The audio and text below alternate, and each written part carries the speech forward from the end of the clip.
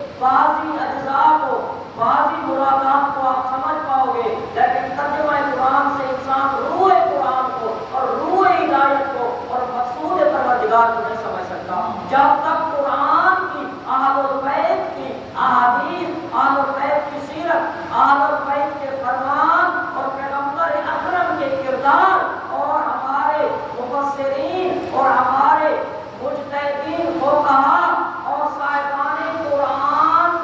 کی تفسیر کو لحاظ نہ کیا جائے۔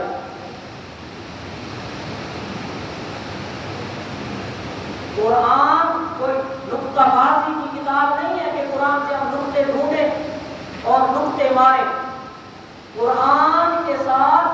کھیل تماشا ہو جائے گا کہ ہم قرآن سے اپنے مقصد کی آیات ڈھونڈ کے نکتے مارنے کے لیے قرآن کو بھی ہم استعمال کریں اور قرآن کو ذریعہ تجارت بنا دیں، اور جس قرآن کی آیت کے نکتے لگیں اور نعرے لگیں وہ آیت ہم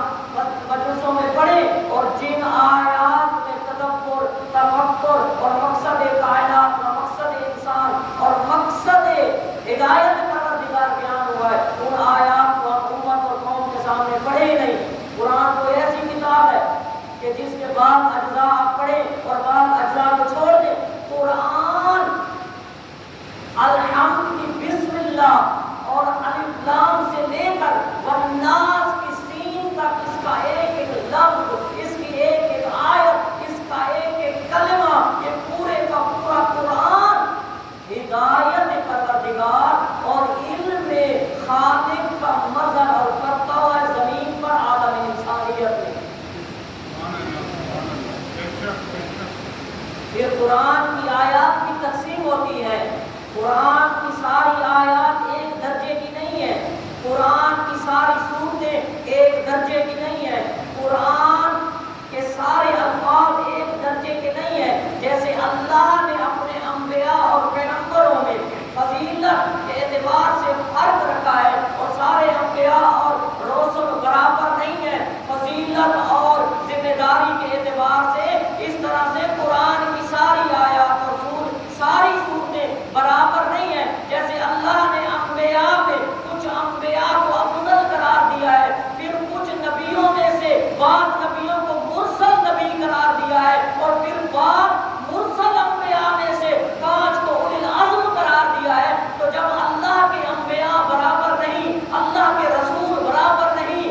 اللہ کے پھر رسول انبیاء میں سے بھی سارے انبیاء جو رسول ہیں وہ بھی برابر نہیں، بلکہ پھر رسول انبیاء میں سے بھی 5 اولی العزم ہیں۔ تو اس طرح سے قرآن کی آیات بھی بعض آیات اولی العزم آیات ہیں،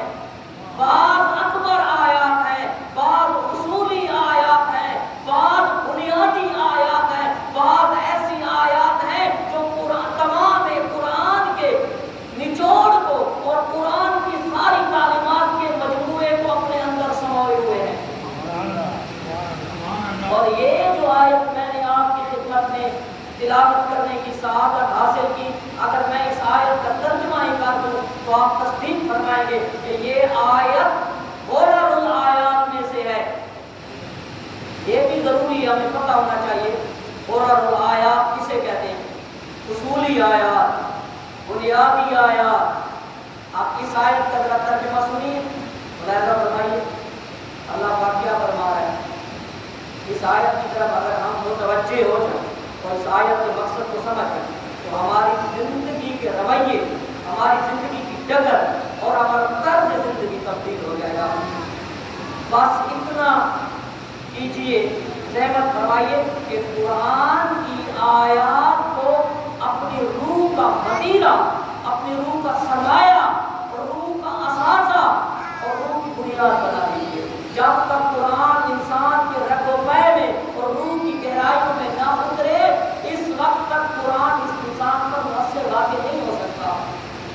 اور جب کوئی انسان اس طرح سے ہو جائے کہ اللہ کی صورتیں اور اللہ کی قرآن کی آیات اور اللہ کی آیات کا مقصد اور مراد اس کی روح میں اتر جائے، تو پھر یہ